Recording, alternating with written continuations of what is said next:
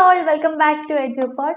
മക്കളെ, നാളത്തെ അല്ലെങ്കിൽ നമ്മുടെ പബ്ലിക് എക്സാമിന് സോഷ്യോളജിയുടെ പബ്ലിക് എക്സാമിന് എന്തായാലും ചോദിച്ചു കാണാൻ ചാൻസ് കൂടുതലുള്ള കുറച്ച് ക്വസ്റ്റ്യൻസ് നമുക്ക് നോക്കിയാലോ? എന്നാവാ ശ്രദ്ധിക്കുക. നമുക്ക് 2 മാർക്കും അതുപോലെ 4 മാർക്കിനൊക്കെ ഉള്ള ക്വസ്റ്റ്യൻസിൽ ഉൾപ്പെടുത്തിയിട്ടുണ്ട്. അപ്പൊ എന്ത് ചെയ്യുക, ഓരോന്നും നിങ്ങൾ ടോപ്പിക് മാത്രം എന്ത് ചെയ്യുക, നിങ്ങൾ നോട്ട് ചെയ്യുക. ക്വസ്റ്റ്യൻസിന്റെ പാറ്റേണുകളിൽ ഡിഫറൻസ് വരാം.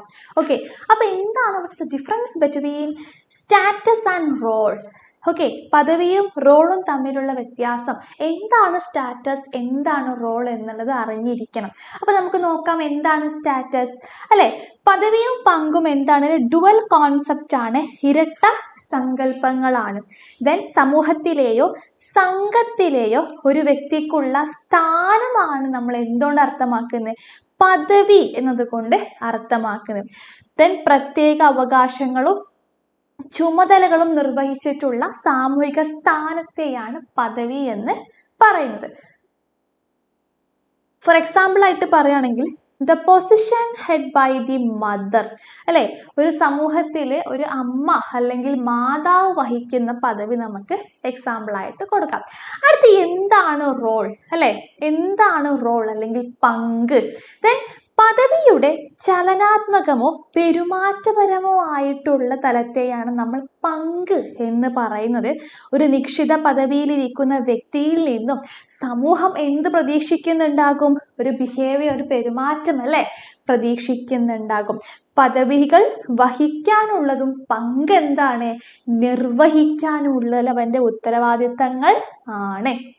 ഓക്കെ, അപ്പൊ ആ ഒരു ഭാഗത്ത് നിന്ന് ക്വസ്റ്റ്യൻസ് പ്രതീക്ഷിക്കാം. അടുത്തത് ദ കമ്പയർ ആൻഡ് കോൺട്രാസ്റ്റ് അല്ലെ. What is types of forms of marriage പഠിക്കാനുണ്ട്. ഡിഫറെന്റ് ഫോംസ് ഓഫ് മാരേജ് പഠിക്കാനുണ്ട്. അപ്പം ഇവിടെ പോളിഗമി ആൻഡ് മോണോഗമി ആണ് എടുത്ത് പറഞ്ഞിട്ടുണ്ട്. അപ്പൊ അത് എന്താണെന്ന് നമുക്ക് നോക്കാം.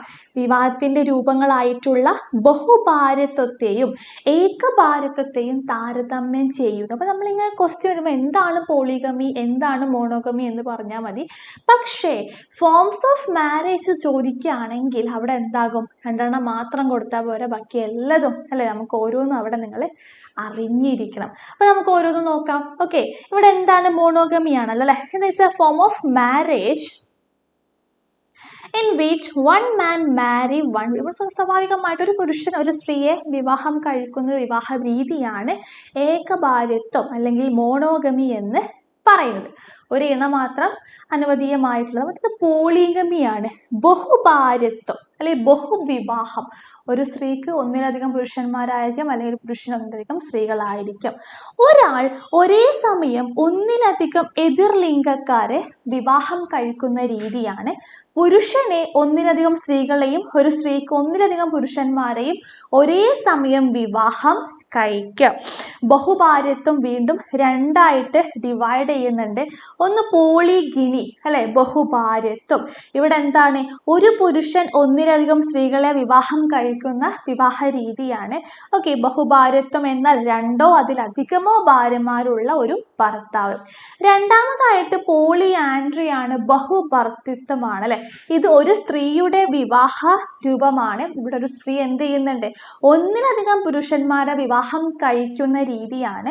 ദെൻ പോളിയാൻഡ്രി എന്നാൽ 2ഓ അതിലധികമോ ഭാര്യമാരുള്ള അല്ലെങ്കിൽ ഭർത്താക്കന്മാരുള്ള, ഓക്കെ, ഭാര്യ ഭർത്താക്കന്മാർ. ഫോർ എക്സാമ്പിൾ ആയിട്ട് ഇത് നിങ്ങൾ ആരെങ്കിലും ഇപ്പോഴും പ്രാക്ടീസ് ചെയ്യുന്നവരുണ്ടാകുമോ എന്നല്ലേ. ഇപ്പൊ നമ്മുടെ ടിബറ്റ് അല്ലെങ്കിൽ ട്രൈബ്സിന്റെ ഇടയിലൊക്കെ ഇത് ഇപ്പോഴും പ്രാക്ടീസ് ചെയ്യുന്നവരുണ്ട്. അടുത്ത സീരിയൽ മോണോഗമിയാണ്. ഇപ്പൊ നമുക്കറിയാം, ആദ്യത്തെ പങ്കാളി അല്ലെങ്കിൽ ഭാര്യയോ ഭർത്താവോ ഡിവോഴ്സ് ആവുകയോ അല്ലെങ്കിൽ മരണപ്പെട്ടു പോവുകയോ ചെയ്യുമ്പോൾ അല്ലെ സമൂഹങ്ങളിൽ റീമാരേജിനുള്ള പെർമിഷൻ ഉണ്ട് അല്ലെ. ഓക്കെ, അപ്പൊ ആ ഒരു സമയം എന്ന് പറഞ്ഞാൽ ഒന്നിലധികം ഇണകൾ ഉണ്ടാവാൻ പാടില്ല. ഒരാളെ മാത്രം വിവാഹം കഴിക്കുന്നതാണ് സീരിയൽ മോണോഗമി അല്ലെ, പുനർവിവാഹമാണ്. അടുത്ത് അറേഞ്ച് മാരേജ് ആണ്. ഇപ്പൊ സർവ്വസാധാരണയായിട്ട് സമൂഹങ്ങളിൽ കണ്ടുവരുന്ന അല്ലെ ഇണകളെ പാരൻസ് അല്ലെങ്കിൽ റിലേറ്റീവ്സ് കണ്ടുപിടിച്ച് തമ്മിൽ കല്യാണം കഴിപ്പിക്കുന്ന ഒരു രീതി അറേഞ്ച് മാരേജ് എന്ന് പറയുന്നത്. ദെൻ അടുത്തതാണ് ടോപ്പിക്കാണ് evaluate advantages, disadvantages of participant observation. Okay, പങ്കാളിത്ത നിരീക്ഷണം നമ്മുടെ സോഷ്യോളജി റിസർച്ച് മെത്തേഡാണ് പാർട്ടിസിപ്പേഷൻ ഒബ്സർവേഷൻ എന്ന് പറയുന്നത്. അതിൻ്റെ ഗുണങ്ങളും ദോഷങ്ങളും എന്താണെന്ന് അറിഞ്ഞത് is a very important question വരാം. Okay, participant observation is a research method in which the researcher join and participates in daily life of a group to observe their behavior from inside.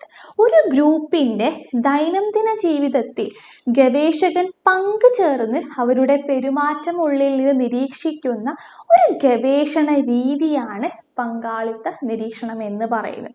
It is commonly used in sociology and anthropology to study small group communities and culture.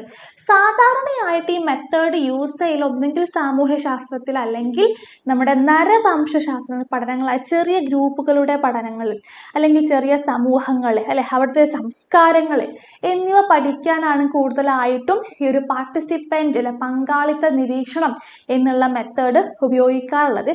നമുക്കതിൻ്റെ advantages നോക്കാം. എന്തൊക്കെയാണ് ഗുണങ്ങൾ?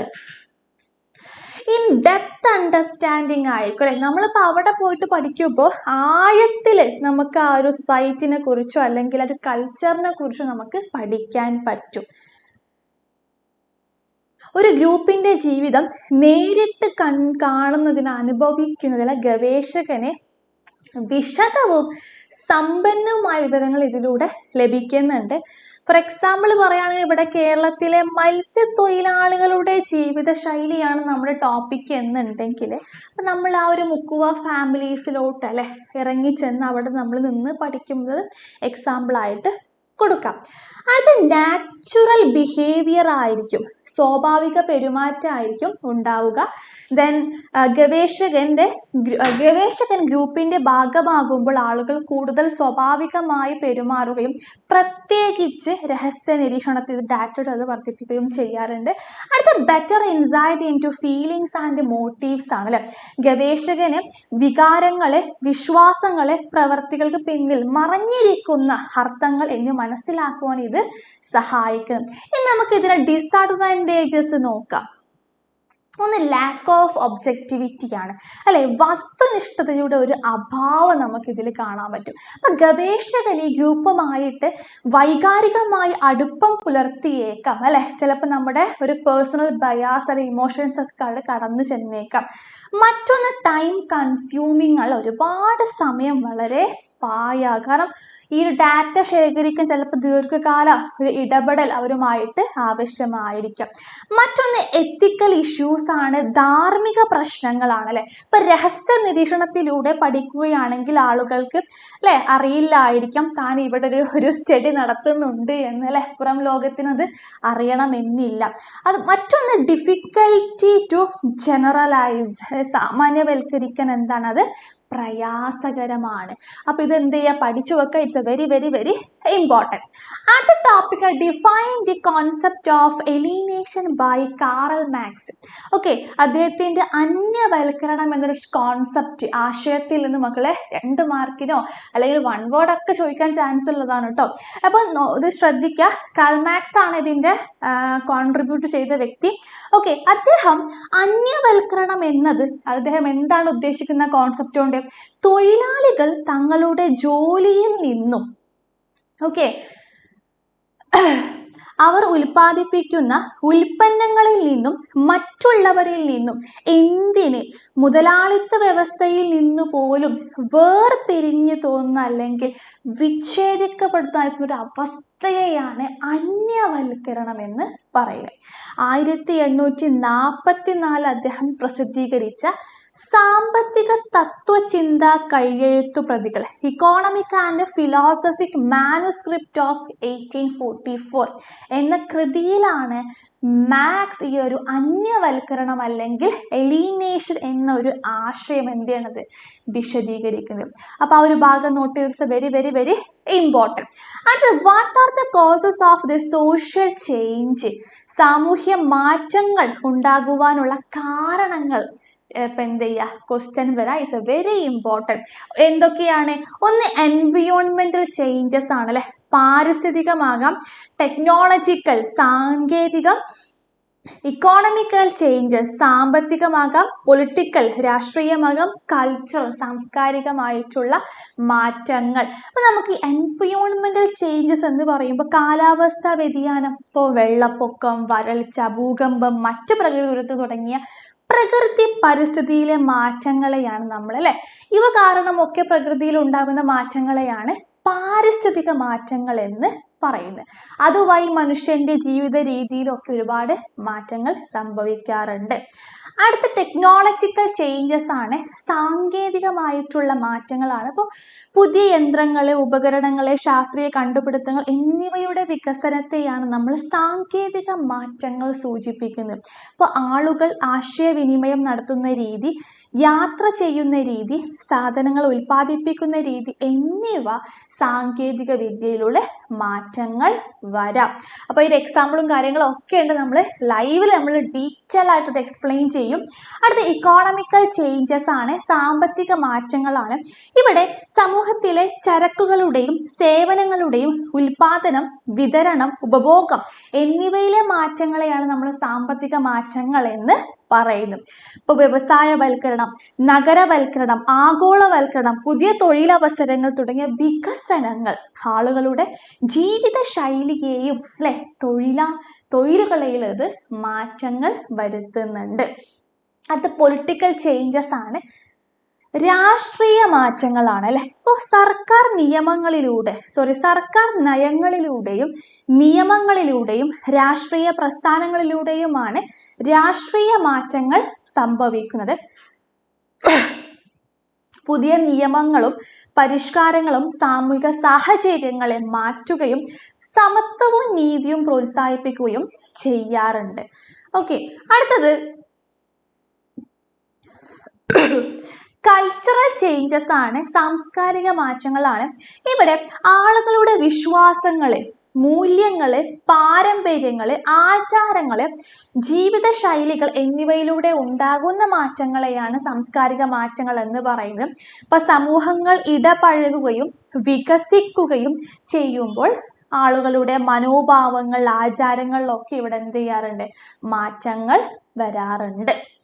Okay, അടുത്ത പ്രധാനപ്പെട്ട topic ആണ്, it's very important. Explain the features of caste pointed by GS ഗുര്രെ.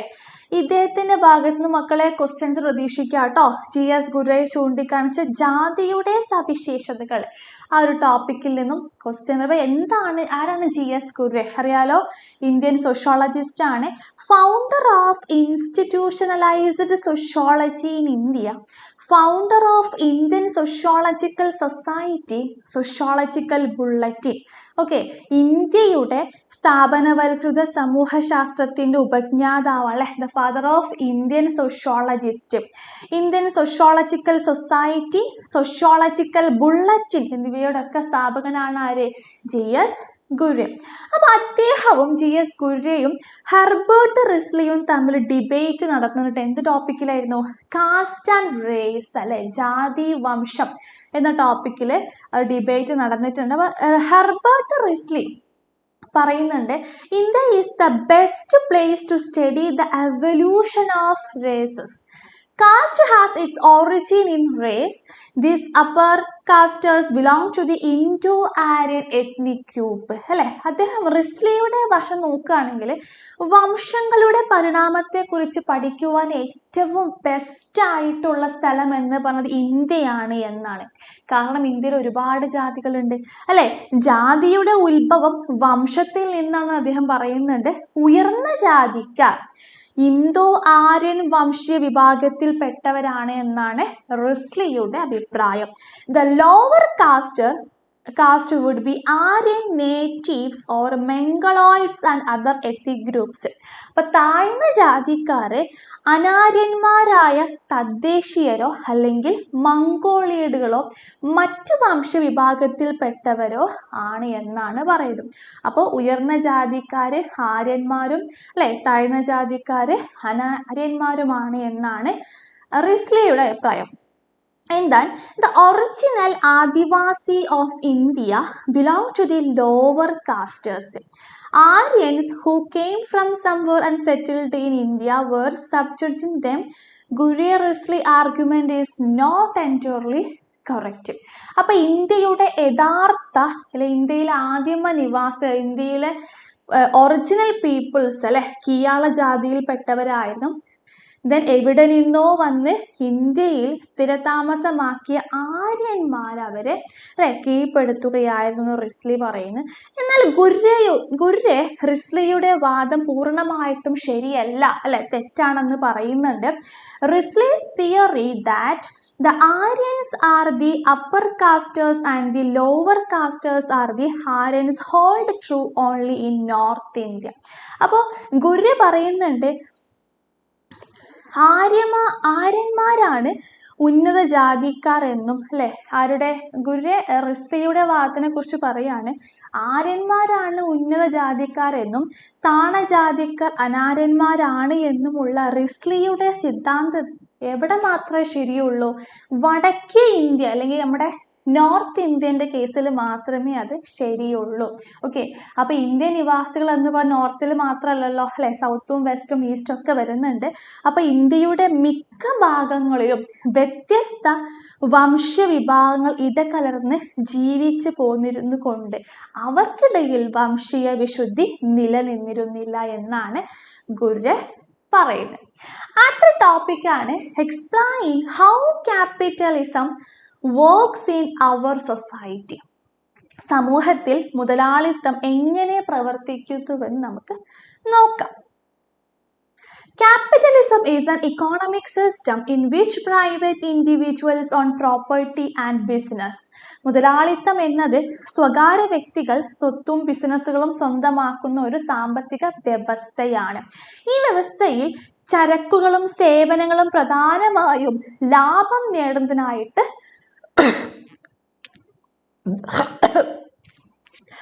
നിർമ്മിക്കപ്പെടുന്നതാണ്. മുതലാളിത്ത സമൂഹത്തിൽ മിക്ക ആളുകളും കൂലിത്തൊഴിലാളികളായി ജോലി ചെയ്യുന്നുണ്ട്. അവർ തൊഴിലുടമകൾക്ക് തങ്ങളുടെ അധ്വാനം വിറ്റ് അല്ലെ അതിൽ നിന്ന് വേതനം സ്വീകരിക്കുകയും ചെയ്യുന്നുണ്ട്.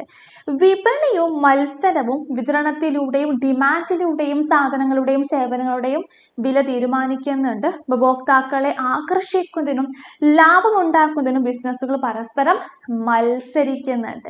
വ്യവസായങ്ങളുടെയും ബിസിനസ്സുകളുടെയും ഉടമകൾ ഉപജീവനത്തിനായി വേതനത്തെ ആശ്രയിക്കുന്ന തൊഴിലുകൾ എന്നിങ്ങനെ വ്യത്യസ്ത സാമൂഹിക വിഭാഗങ്ങളെ മുതലാളിത്തം സൃഷ്ടിക്കുന്നുണ്ട്. അങ്ങനെ മുതലാളിത്തം സാമ്പത്തിക പ്രവർത്തനങ്ങൾ, സാമൂഹിക ബന്ധങ്ങൾ, സമൂഹത്തിലെ സമ്പത്തിന് വിതരണം എന്നിവയെ അത് സ്വാധീനിക്കുന്നുണ്ട്. അപ്പോൾ ഇത്രയും കാര്യങ്ങൾ എന്ത് ചെയ്യുക മക്കളെ, നിങ്ങൾ എന്തായാലും ഓർത്ത് വെക്കുക. പ്രധാനപ്പെട്ട ടോപ്പിക്സുകളാണ്, സ്കിപ്പ് ചെയ്യരുത്. ഓക്കെ, എക്സാമിന് എന്തായാലും നമുക്ക് ഷുവറായിട്ടും പ്രതീക്ഷിക്കാം. മറ്റൊരു വീഡിയോ ആയിട്ട് വീണ്ടും കാണാം. അതുവരെ ബൈ.